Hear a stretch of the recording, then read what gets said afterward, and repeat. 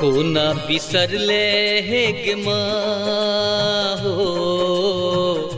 कोना बिसरले हे गे माँ, हम परलो बीच मझधार में, कोना बिसरले हे गे माँ,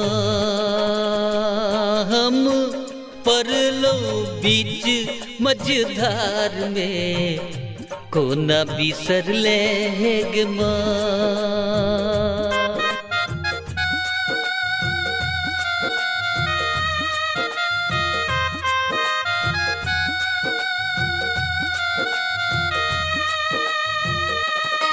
अखन अपने सब सुन रहल छी ASM प्रोडक्शनक शानदार प्रस्तुति।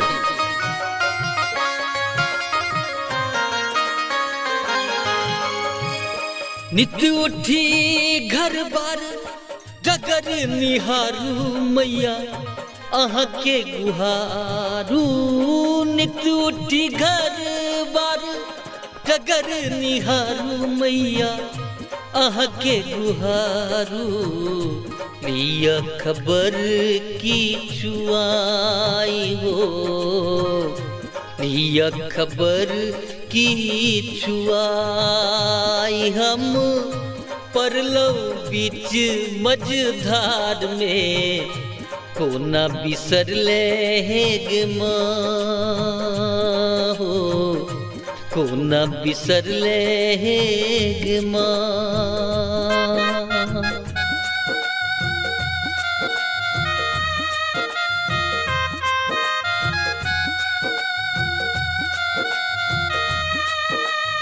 अखन अपने सब सुन रहल छी ASM प्रोडक्शनक शानदार प्रस्तुति।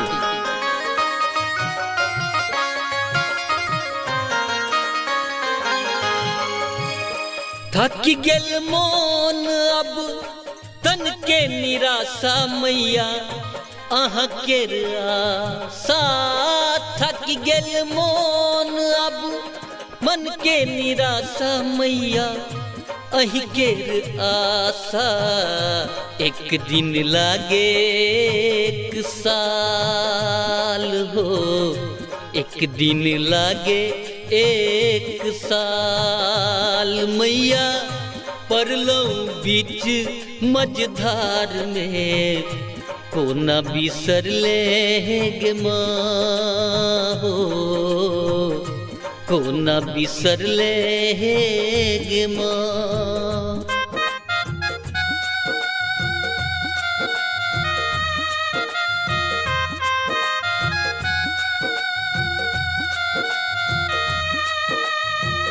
अखन अपने सब सुन रहल छी ASM प्रोडक्शनक शानदार प्रस्तुति।